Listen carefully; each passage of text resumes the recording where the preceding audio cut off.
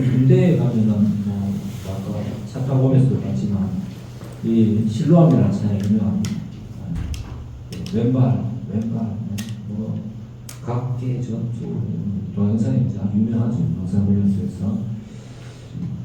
근데 정말 이 실로암이라는 사건이 일어난 이 찬양의 배경이 본문에 대해서 잘 아는 사람은 드물 것이라고 생각합니다. 자, 오늘 본문에는 세 부류의 사람이 등장합니다. 제가 한번 써볼 테니까 한번 보시고 여러분의 성경책에 적으면서, 성경책은 많이 기록하고 적어놔야 됩니다. 내 책에는. 그래야지 내가 다시 봤을 때 떠오르는 생각이 있습니다. 첫 번째 1번 따라오면 그러니까 안 되네. 추워서 그냥 말로 하겠습니다. 믿을 수밖에 없는 자. 믿을 수밖에 없는 자. 1번입니다. 믿을 수밖에 없는 자. 그 사람은 바로 맹인이었다가 눈을 뜨게 된 자입니다. 두 번째는 믿고 싶지 않은 자가 등장합니다. 믿고 싶지 않은 자. 믿을 수 없는 자라고 해도 믿고 싶어도 믿지 못하는 자라고 해야 됩니다. 그 사람은 바로 바리새인들입니다. 세 부류, 세 번째는 피해보기 싫은 자.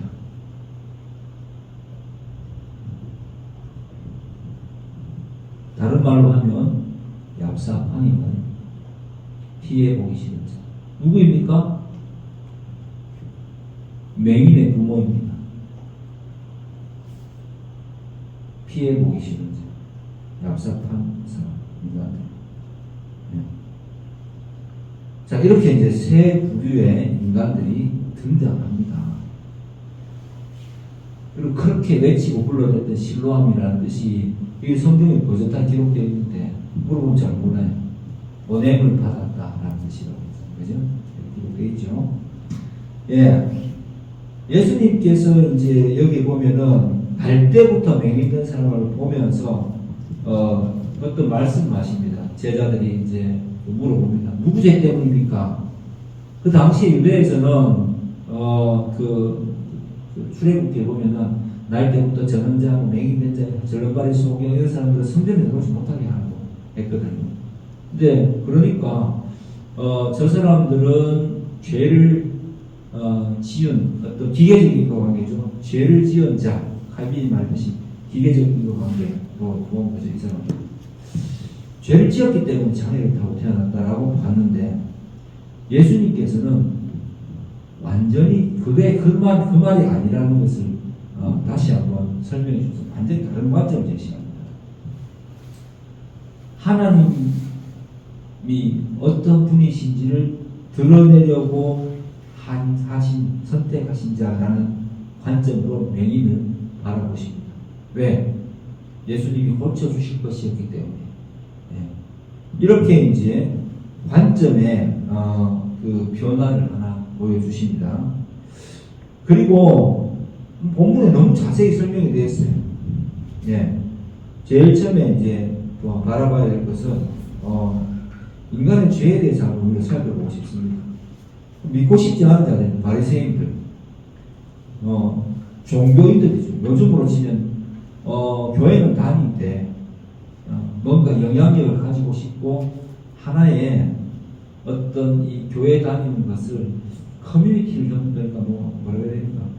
어떤 사회적인 관계라고 볼 수도 있고 내가 이득을 취하고자 다닐 수도 있고 그냥 무지성적으로 아까 내가 이야기했죠. 무지성적으로 그러니까 머리가 이것을 왜 다닌지 생각하기 내 자신에 대해서 돌아보기 전에 그냥 습관적으로 그냥 내한테 이득이 될 것 같아서 다니는 자들이라고 봐야 되겠죠. 요즘으로 친다면. 그러면서 오랜 세월 동안 들은 교육받은 그 내용은 있었어.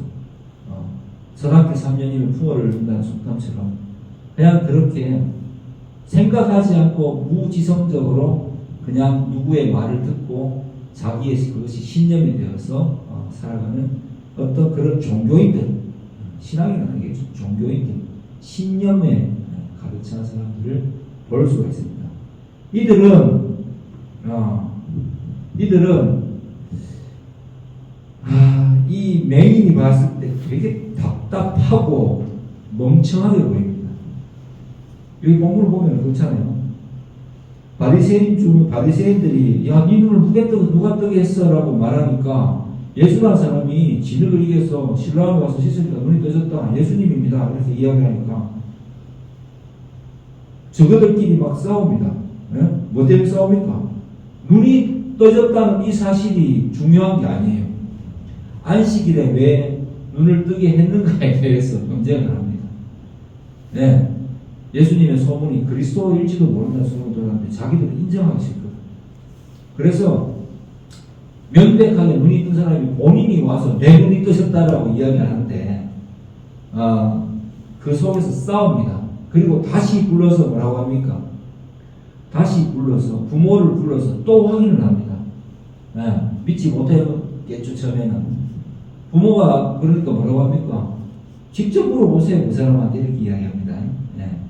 어쨌든 그래서 그가 다시 불려와서 또 이야기합니다. 아니 내가 정말 맹인이었다니까요. 아니 분명한 것은 지금 내 눈이 떠졌다는 게 중요한 건데 왜 믿지 못합니까? 네?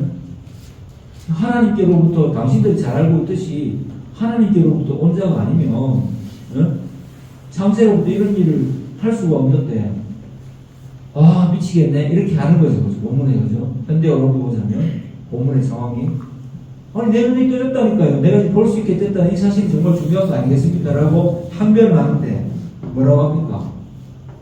거기에 대한 관심이 없죠. 눈이 떠졌다는데 그걸 어떻게 자기의 그 논점에서는 받아들이기 싫은데 예수님이 그리스도에 받아들이기 싫으니까 니는 말도 안 되는 소리 아니야. 그러니까 하도 그 맹인이었던 자가 가짜라서 야 너도 예수님의 제자가 되면 딱 되겠다는 말을 이렇게 하죠. 그러니까 발끈하면서 우리는 모세의 제자다. 이렇게 율법의 제자다. 라고 하면서 네가 감히 뭘 안다고 우리를 가르치느냐고 하느냐 하면서 34절에 보면은 쫓아내었다고 했습니다. 그죠? 그리고 예수님 바리새인들에 대해서 평가를 하시죠. 눈 뜨고 뻔히 보고 있는데도 믿고 싶어 하지 않는 자 혹은 믿지 못하는 자들이 바로 영적 소경인 저들이다. 저들은 그 하나님의 역사심을 보고도 믿지 못하기 때문에 뭐라고요? 이미 심판받은 상태이다라면서 이 땅에서도 지옥이 전개되고 있음을 알려주십니다. 믿지 못하는 자는요 이미 스스로 심판을 받은 상태로 살아가게 되는 자입니다. 의외로 현대 교회 안에도 많이 있습니다. 일상에서 일어나는 기적을 말씀을 체험하지 못하고 그냥 교회를 그 이사야 예언처럼 그냥 앞마당만 바르자. 그냥 몸만 왔다 갔다 하고 복음을 받아들이지 못하는 자. 항상 자기의 관점에서 자기의 인간이 그런 존재는 자기의 이익만을 생각하기 때문에 내가 여기에서 속해 있음으로써 외롭지도 않고 의견은 그렇지 않겠죠. 어쨌든 어떤 이 이득을 취할 수 있는 부분이 있기 때문에 이것을 포기하기는 싫은데 그렇다고 해서 말씀에 관심은 없는 자. 하지만 누가 보더라도 성실하게 그 예배에 참여하고 의식에 참여하는 사람들 를 뭐라고 합니까? 심판받은 자 상태라고 예수님은 말씀하십니다. 왜? 현장에 생명이 부활하는 다시 태어나는 현장 예배 현장인데 그 속에 있으면서도 그 생명이 움트고 제가 아까 그런 이야기 했지만은 예? 우리를 통해서 역사하신 하나님의 그 삶의 현장을 저는 체험하고 싶다라고 이야기했죠. 그죠? 그런 사람을 여러분 모두 그런 사람 아니겠습니까? 보고 있으면서도 전혀 자신의 마음에 그것에 대한 갈망이 없는 자. 그게 뭐라고요? 심판받는 자. 맹인이라고 합니다. 보기 때문에 죄가 된다고 말합니다. 제가 아까 뭐라고 했습니까? 뇌과학자들이 이야기합니다. 저는 복음을 설명한다면 뇌과학자들한테 혁명이라고 아마 이야기할 거예요. 그 경계선 지능장애자들 있잖아요. 이게 공감할 줄 모르고 감사할 줄 모르고 자기를 객관화시키지 못하는 사람들 직장내 생각보다 많습니다. 직장인 중에 그 정도에서 일하는 사람들이 많아요. 그걸 경계선 지능장애가 합니다. 감사할 줄 모르고 내가 어떤 처지에 있는지 생각하고 돌아보지 않고 항상 자기 것만 보다 보니까 타인이 나를 어떻게 볼까에 대한 어떤 객관적 시각을 가질 수가 없는 거예요. 딱 보면 발생되는 거예요. 되게 신기하죠? 아우니가 아마 알바하면서 이렇게 현장에 가서 봤을 거 아니에요. 네. 의외로 굉장히 많습니다. 이게 저는 성격의 영향이 아닌가라고 옛날에 생각했고 심리학적으로 그런 식으로 이야기를 하는 게 많아서 그렇게 생각했는데 뇌과학자들이 밝히기로는 그냥 머리가 나빠서 그렇거든요. 이 지능이 낮은. 그래서 내가 어떤 상태였는지 지금 내가 현재 어떤 상태인지 나는 어느 정도인지를 자각을 못합니다. 그래서 내게 주어진 상태에 대해서 과거를 돌아보면서 현재 시점을 보고 내 상태에 대한 자각을 하고 그리고 내 주변에 있는 사람들에 대한 감사 또 내 주변에 있는 사람들에 대한 어떤 그 인정 그 다음에 내 자신에 대한 스스로에 대한 평가 이런 것들이 안 내려지는 철딱선이 없는 상태로 평생을 살아가는 사람들 한번 보십시오. 굉장히 많습니다. 이게 뭐라고요? 영적 맹인, 영적 소경, 혹은 종교인, 혹은 심판받은 자. 눈은 뜨고 있고 바라보는 것 같고 공감하는 척하지만 아무에게도 선한 영향을 끼치지 못하고 오직 자기 혼자 마이웨이를 걷는 사람들. 그런데 이런 사람들이 의외로 현대 교회 안에서는 과묵하고 조용하고 그 말을 안 하기 때문에 사실 몰라서 말을 못하는 거거든요.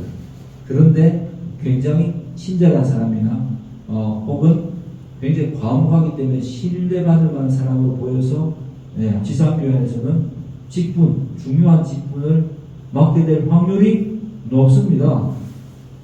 왜 말을 안 하니까요? 몰라서 말을 못하는 거예요. 시키면 말을 못하는 건데 그래서 말을 못할 뿐인 건데 그거를 진실하다고 보는 경우이기 때문에 제가 볼 때 그래요. 이건 어디까지나 제 의견입니다만 목회를 오래 하다 보면 다 보이죠. 그런 사람들이 중용되는 경우가 많습니다. 그리고 지상교회가 아이러니하게도 이렇게 흘러가지 않겠습니까? 그래서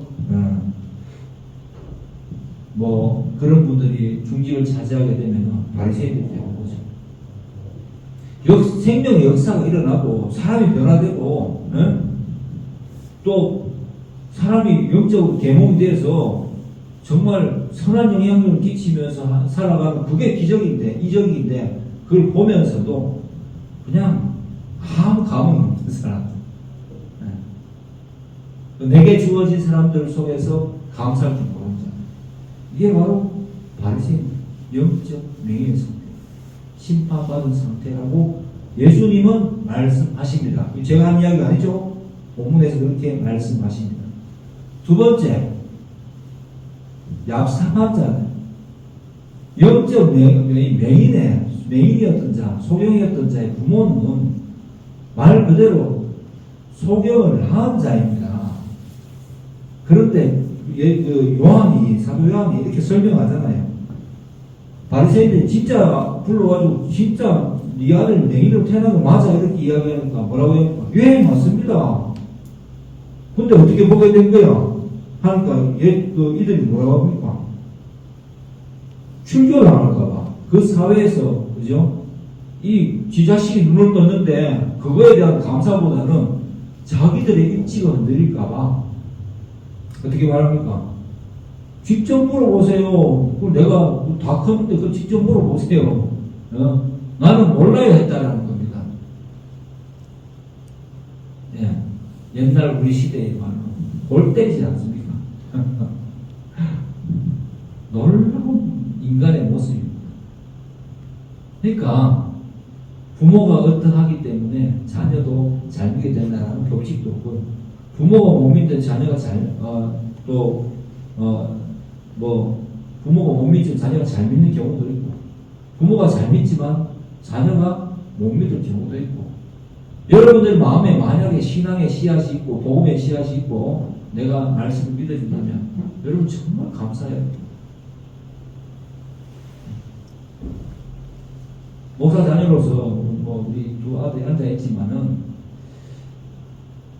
모두가 다 이렇게 신앙생활 잘할 수 있는 것도 아니고 선한 영향을 끼칠 수 있는 것도 아닙니다. 제가 말씀을 전하고 한다 하더라도 집에서 교육을 한다 하더라도 이건 내 탓은 아닌데 성령께서 각자의 마음 가운데 믿음을 허락해 주셨기 때문에 믿고 믿음으로 살아갈 수 있는 것이 뿐입니다. 이게 믿습니까? 이건 믿어져야 됩니다. 네. 그리고 저보다 제가 제 아들들 보면 놀라운 게 제가 20대에 하지 못했던 30대 초반에 하지 못했던 제가 우리 큰아들 나이 때 배심을 했거든요. 딱 저 나이 때 배심을 해서 신대원에 가게 됐어요. 난 저때 겨우 배심했어요. 배심은 했는데 지금 저처럼 이렇게 누군가를 이렇게 살피고 도우기 위해서 막 고민하고 그런 모습이 되게 아직은 없었어요. 뭐가 뭔지를 몰랐으니까. 그리고 점점 신앙이 성장하게 되었는데 20대고 30대인데 벌써 자기 인생을 돌아보고 걱정하고 판단하고 이렇게 한다는 것은 하나님 특별한 은혜가 아니고서 힘듭니다. 물론 좋은 가정을 복을 받을 수 있는 가정을 주셨다고 하지만 부모가 잘 믿다고 해서 자식이 잘 믿으라는 법은 이미 없다라고 선언을 하십니다. 그런 시대가 이제 아니라 각자가 각자의 죄로 혹은 각자의 믿음의 고백으로 천국에 들어가게 될 것이다라고 선언이 되어 있잖아요. 그런 복음의 시대에 살고 있습니다, 우리가. 그래서 이 부모를 보면은 참 안타까움을 금할 길이 없습니다.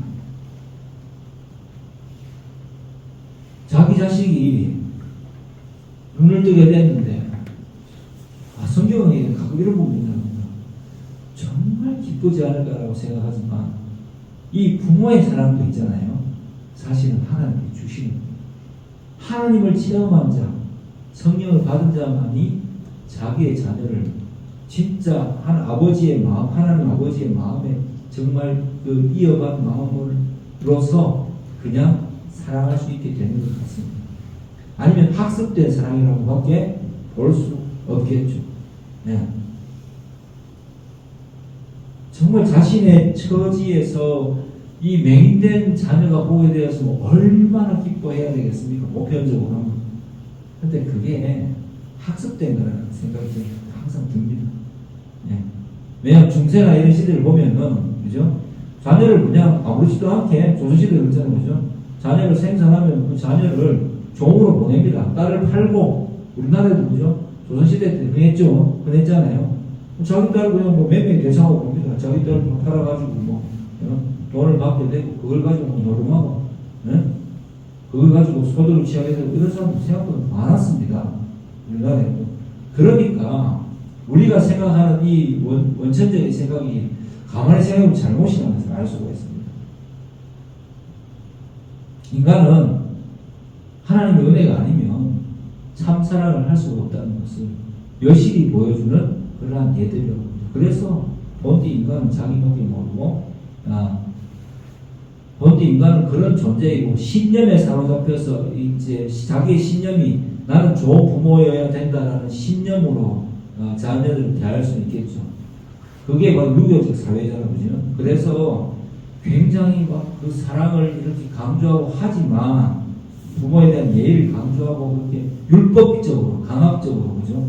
부모와 자녀의 관계를 규정지어서 하나의 가스라이팅도 신념을 심어주는 사회에서 우리나라는 오랫동안 오래도 아니에요. 조선시대는 잠깐 그렇게 양반이나 사람들이 교육을 받았던 것 같습니다. 근데 실제적으로 가만히 생각해 보면 사람은 정말 하나님이 아니고서는 그 진정으로 우러나오기 힘든 것이다라는 사실을 이 본문을 통해서 열심히 깨달을 수가 있습니다. 자, 그리고 오늘 설교의 주제 제일 중요한 사람 믿을 수밖에 없는 자. 저는 요한복음을 보면서 가장 부러운 사람이 누구여야 된다라고 생각하냐면은 이 맹인이라고 그 중에 한 사람이라고. 사마리아 여인도 그죠? 또 가나 혼인잔치도 다 축복받은 사람들이었지만 이 세상의 실체를 전혀 보지 못하다가 예수님을 만나게 되어서 예수님으로 인하여서 개양 새로운 자기가 속해 있던 세상을 실체적으로 바라보기 시작한 사람입니다. 그리고 그는 이렇게 이야기하죠. 들었던 건 있잖아요. 항상 듣고 배웠던 게 있지 않겠습니까? 내 죄 때문에 그런 것이 아니었구나. 부모의 죄 때문도 아니고 나는 하나님께서 살아계심을 드러내기 위해서 준비된 자였구나라는 것을 예수님을 만나면서 어떻게 됩니까? 알게 됩니다. 오늘 우리 찬양 보세요. 새벽을 찾아 떠났고 종이 울리고 닭이 울어도 내 눈에는 오직 밤이었는데 예수님과 처음 만난 그때는 차가운 새벽이었고 주님 마음속에 사랑이 있으면 난 느낄 수가 있었어. 이렇게 고백하는 거죠. 이게 이 본문에서 나온 거 아니겠습니까? 주님을 만남으로써 예수 그리스도를 만남으로써 그냥 눈을 뜨게 되었습니다. 그리고 그가 신앙을 고백하기 시작합니다. 이 눈을 뜨게 한 자가 누구였는가? 자기 얼마나 고민했겠습니까? 그런데 자기 부모도 자기 주변에 있는 사람들도 비슷해 보이는데 그 사람 만나니까 내가 눈 뜨게 된 자야라 라고 합니다. 그런데 생각보다 사람들은 큰 관심은 없어요. 그런데 관심을 누가 가지느냐 하면은 눈을 뜨게 되었는데 옆에 있는 사람들이 바리새인들에게 데리고 갑니다. 이 사람 눈 떴어요. 그런데 안식일에 눈을 뜨게 되었어요. 라고 하면서 어떤 고자질의 대상으로 이 사람이 몰려가게 됩니다. 왜 이들은 그런 일을 택했을까요? 바리새인들이 지배하는 세상이었고 그리고 그들이 지도자들이었고 그들에게 잘 보이려고 하는 일을 했겠죠. 그런데 바리새인들을 만나게 되니까 이들이 뭔 짓을 하느냐 하면 자기가 눈 뜨게 된 데에는 관심이 별로 없어요. 안식일 행한 거 맞지? 너 정말 맹인 맞아? 이렇게 물어보니까 속으로 어떤 생각이 들겠습니까? 저것도 이런 생각이 진짜 이 사람들이 지도자 맞나? 와, 상당히 똑똑한 줄 알았는데 완전히 멍청이들이네? 저는 그랬을 것 같아요. 여러분도 생각이 어때요? 이 사람이 딱 반응을 보면 그렇습니다. 그러니까 이 사람들이 물어봅니다. 네 생각에는 안식일 눈 뜨게 했고 이거 상당한 문제인데 라고 이야기합니다. 자기들끼리도 문제가 이건 진짜 하나님 보내신 자가 아닌가?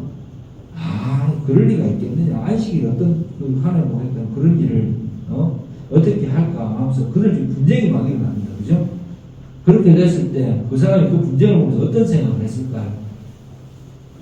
그렇게 대단한 인간들인 줄 알았고 지도자인 줄 알았는데 지금 내 눈을 뜨게 한 이 내 눈에 대한 관심이 없는 거예요. 그러니까 그들이 물어봅니다. 네 생각에는 내가 누구인 것 같으냐? 자기들이 답을 대해줘야 되는 거 아닙니까? 이 상황에 대해서. 맞잖아요. 자기는 이 상황을 해석해 줘야 되고, 이게 그 사람에게, 이 하나님 축복을 받은 거야. 하나님께로부터 온 자가 아니면은 그런 일을 행할 수 없어라고, 그분은 그리스도이신가 보다. 너는 특별히 축복받은 자야. 이렇게 고백해줘야 되는 그 판단을 내려줘야 될 자들이, 네 생각은 어때? 이렇게 물어봅니다. 그러니까 그거 하도 같지 않겠죠. 그래서 고백합니다. 내 생각에는 선지자 아닐까요? 선지자가 아니면 이런 일을 행할 수 있겠습니까? 라고 답변을 합니다. 그러니까 이게 18절을 보면 믿고 싶지 않고 믿지 아니하고 봐요. 그래서 이제 또 그의 부모를 부릅니다. 진짜 맞아? 라고 하니까 부모가 뭐라고 합니까? 얍상하죠. 회피하면서 지 손해보게 될까봐 지 아들이 나왔는데, 응? 아니 어른인데 직접 물어보세요. 왜 내보고 물어봅니까? 이렇게 대답하는 거예요. 그러니까 또 다시 부릅니다. 두 번째 불러서 24절에 보니까, 야,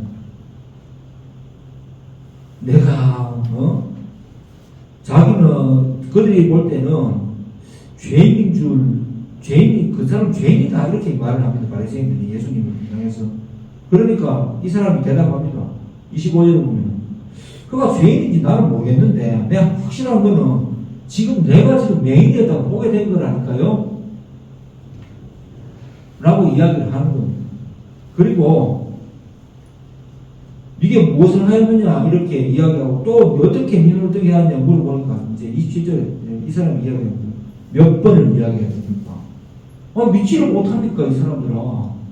내가 보게 되었다니까요. 당신들도 그의 제자가 될 생각이 없습니까? 네? 왜 자꾸 물어봅니까? 너부터 제자가 되고 싶습니까? 이런 혜택을 받고 싶어요 라고 이게 비아냥거리는 약간 그죠? 위트라고 해야 됩니까? 그렇게 말을 하니까 뭐라고 합니까? 이게 도대체 우리를 어떻게 보고 우리 모세의 제자야 이렇게 말을 합니다. 이 사람 입장에서 그들이 어떻게 보였을까요? 저는 옛날 설교에서 이렇게 성경에 적혀있네요. 이 사람은 맹인이 되었던 자는 이제 세상의 실체를 알게 됩니다. 마치 사도 바울이 결의에 차서 믿는 자들을 잡기 위해서 그죠? 다마스커스로 가면서 막 분노와 결의에 차서 결단에 차서 가스라이팅 당해가지고 예수 믿는 자를 잡아 죽이려고 가다가 다마스커스로 가는 길 위에서 예수 그리스도를 만났을 때 변하는 거죠. 이 세상의 실체를 알게 됩니다. 얼마나 사람들이 자기의 신념에 얽매여서 실체를 보지 못하는가를 깨닫게 되는 거죠. 이렇게 멍청할 수가 있다니, 이런 것도 모르다니 라고 생각하는 겁니다. 저는 이런 경우를 많이 겪어봐요. 특히 어떤 운동을 하거나 어떤 그런 일을 할 때 그 사람들에게 이렇게 간단한 걸 이야기합니다. 예를 들어 이런 거예요. 자, 물체가 있습니다. 물리학적으로 이 공을 저쪽으로 넘기려면 이거를 어떤 마음으로 해야 될까요? 타격해야 될까요? 던져야 될까요?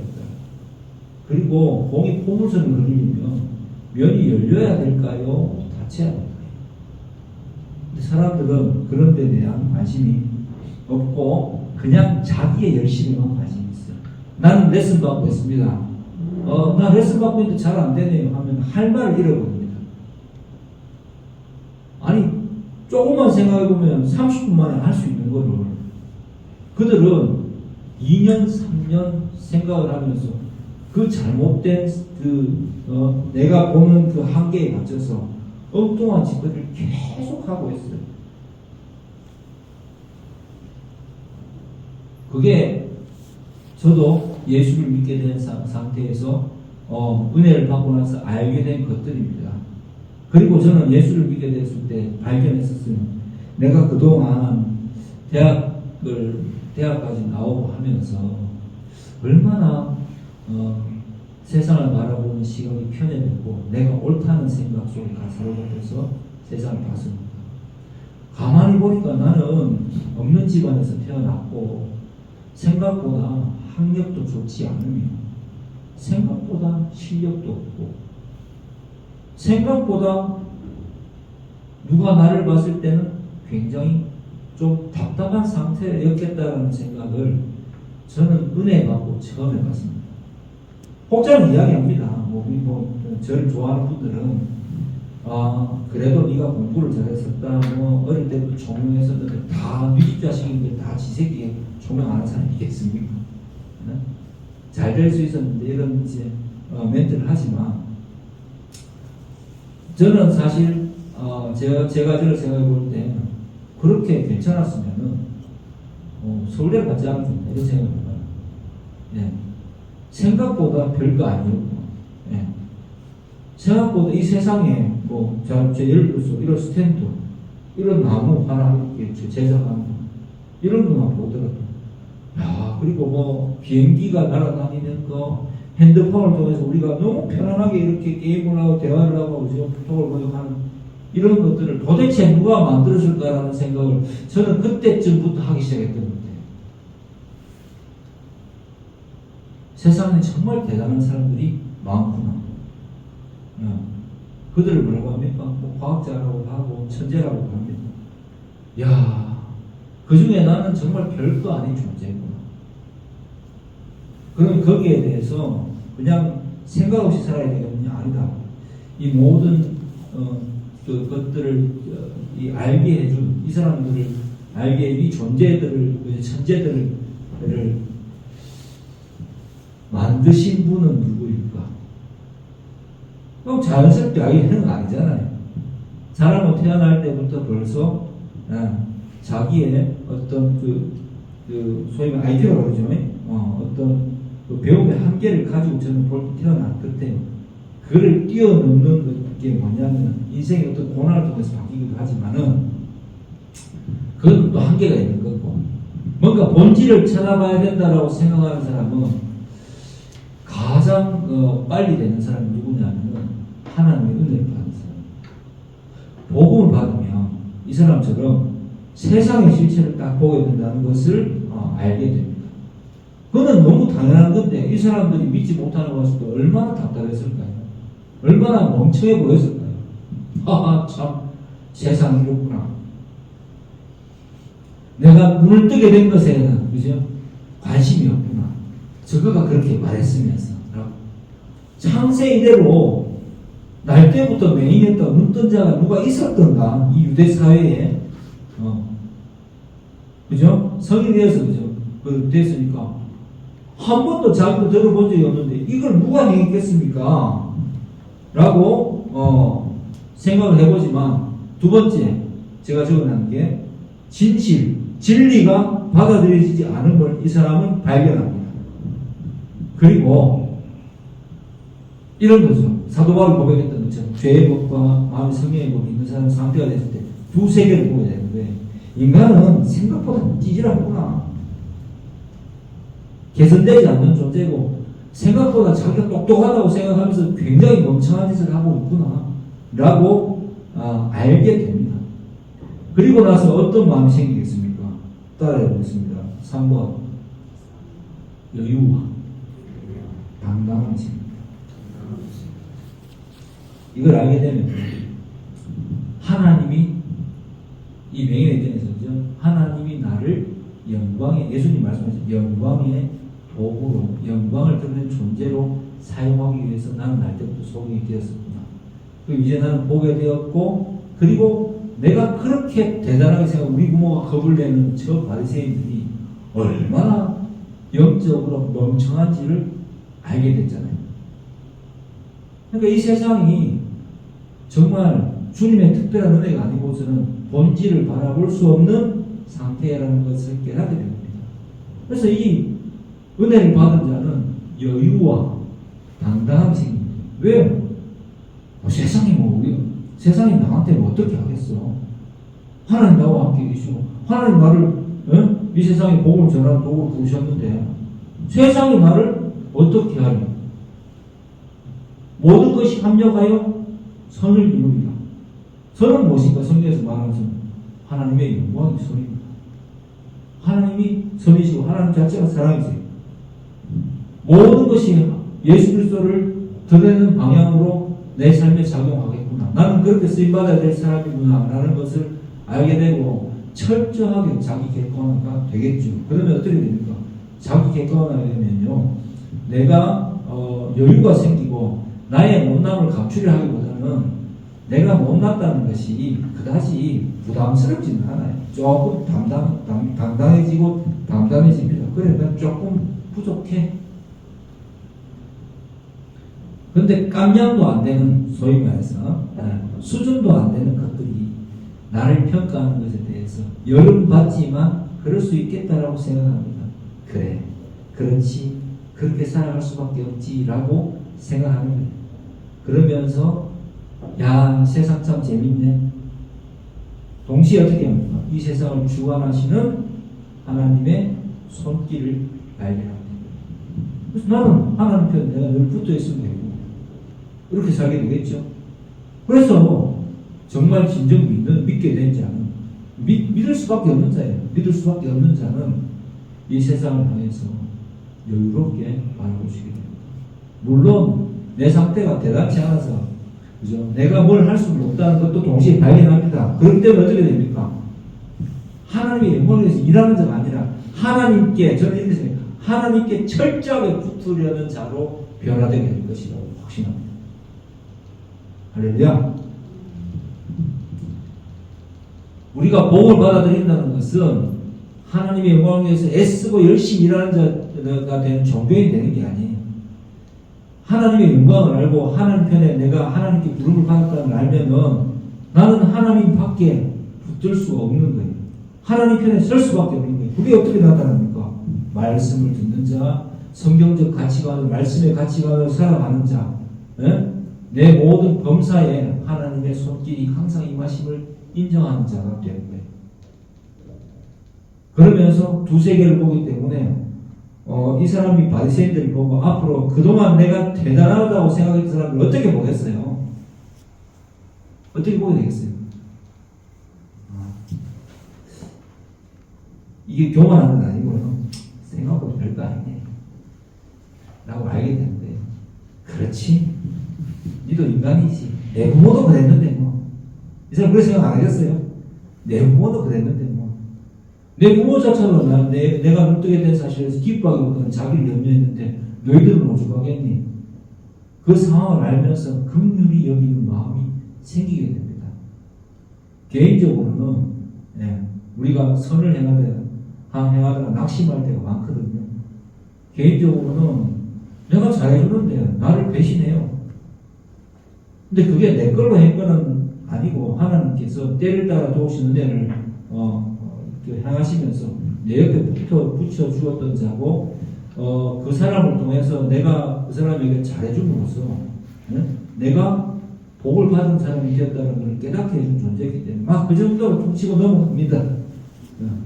시체말로 설교 이런 말을 써서 그냥 그걸로 퉁치고 넘어갈 수 있게 됩니다. 생각이 아무로 못 들 거예요. 죽일 거예요. 물론 볼 때마다 짜증은 납니다. 뭐 이런 게 다 있어 이런 생각이 들지만 어쩌겠어요. 내 옆에 붙어 있으면 여러분 긍휼히 여기시기 바랍니다. 불쌍하게 보세요. 혹은 이 순간 내가 생각해야 될 것은 나는 누군가에게 긍휼함의 대상이 되었던 적이 없었습니까? 정말 그걸 생각하면 좀 부끄러우실 거예요. 그러면서 그게 깨달아졌다면 왜 받은 자입니다. 그래서 저는 그렇게 생각해요.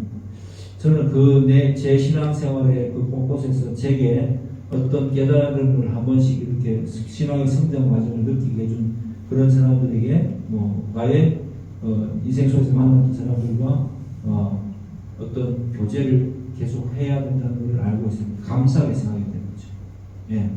물론 부정적인 영향이 끼친 사람은 그냥 굳이 그냥 긍휼히 여기고 보면 보고 말면 말고 붙어 있으면 자기가 좋은 거지 내가 좋은 건 아니에요, 사실. 안 그렇습니까? 붙어 있으면 자기가 내한테 붙어 있으면 내한테 혜택을 받지. 내가 그 사람 때문에 혜택을 보지는 않아요. 그냥 나는 베품으로서 그냥 하나님 나와 함께 하시는구나라는 만족감을 느끼는 거예요. 얼마나 그러면 세상을 당당하게 살아갈 수 있겠어요? 믿는 자로서. 그죠? 그렇게 사시기 바랍니다. 그런 시각을 가지고 살면 좋습니다. 그게 바로 이 실로암에서 눈뜬 자가 바라본 세상입니다. 그래서 여유와 당당함이 생긴다 라는 것을 알게 됩니다. 마치 제가 하나 이렇게 두 가지 적어놨는데 하나만 이야기할게요. 갈릴레오 갈릴레이가 지동설을 주장하다가 그 종교 재판 앞에서 나오면서 그래도 지구는 돈다라고 이야기했던 것처럼 이 갈릴레오 갈릴레이가 그 종교인들을 바라봤을 때 얼마나 가짜났겠습니까? 그죠? 네. 얼마나 가짜고 얼마나 어리석어 보였겠습니까? 그런데 그런 사람들이 나를 향해서 권력의 행사를 할 때 얼마나 또 허무함을 느꼈을까요? 근데 그 갈릴레이보다 훨씬 나은 사람은 이 맹인이었다 눈을 뜬 자예요. 예. 이제 이 사람은 어떻게 변했는지 모르겠지만 마치 그 세리장 삭개오처럼 정말 훌륭한 전도자가 되지 않았겠습니까? 예수를 전하지 않고는 못 견딘 사람. 왜? 나는 눈이 세상을 바라보지 못하는 맹인이었다가 보게 된 자였다. 누구 때문에? 예수님 때문에. 근데 어떤 특별한 일이 있었습니까? 아니, 침을 뱉어서 진흙을 이겨서 해고 실로암에 가서 그냥 씻었을 뿐이다. 이게 의미하는 바는요, 진흙이 중요한 게 아니란데, 거기 가서, 그리고 그 진흙을 예수님이 침 뱉었더니, 그럼 예수님의 침 필요한데, 막 이렇게 영화를 만들 수는 있겠죠. 인디아나 존스처럼. 근데 그건 상상력이고, 침과 진흙은 아무것도 아니라는 거예요. 그냥 예수님이 그냥 그 당시에 그냥 이게 별거 아닌데 내가 선언하면 된다는 것은 나의 그러니까 예수 그리스도의 말씀의 능력이 신적 능력이 창조적인 능력이 있다는 것을 그냥 보여주시는 예시로 쓰였을 뿐입니다. 얼마나 이 사람은 평생을 그 당당함과 여유를 가지고 살아가요. 부모도 봤어요. 세상도 봤어요. 자기는 눈을 뜨게 됐어요. 어떤 처지에 처하든지 간에 존귀한 삶을 살아가지 않겠습니까? 우리 사랑하는 성도 여러분, 이렇게 믿으면 성장합니다. 그리고 그 사람은 다시 예수님을 만납니다. 그리고 예수님께서 너는 인자를 믿느냐라고 했을 때 믿고 싶다라고 이야기해요. 너무 믿고 싶어요. 내가 바로 그다라고 하니까 경배합니다. 경배하죠? 경배합니다.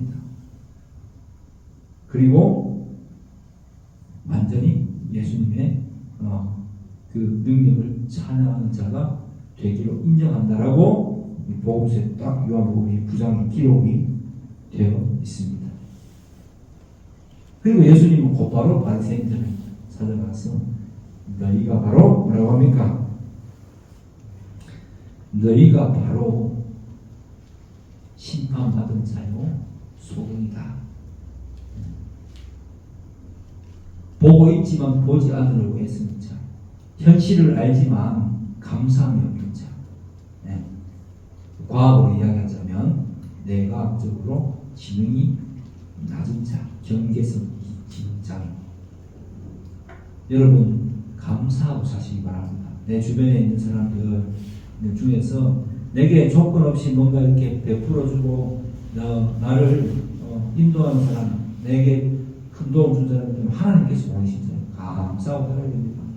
그리고 여러분 주변을 돌아보면서 경계성 있는 지능장애를 가질 정도로 참 답답한 사람을 보는데 그 사람이 내 곁에 있다면 예수 믿으라고 전해야 됩니다. 예수 믿어야 되죠.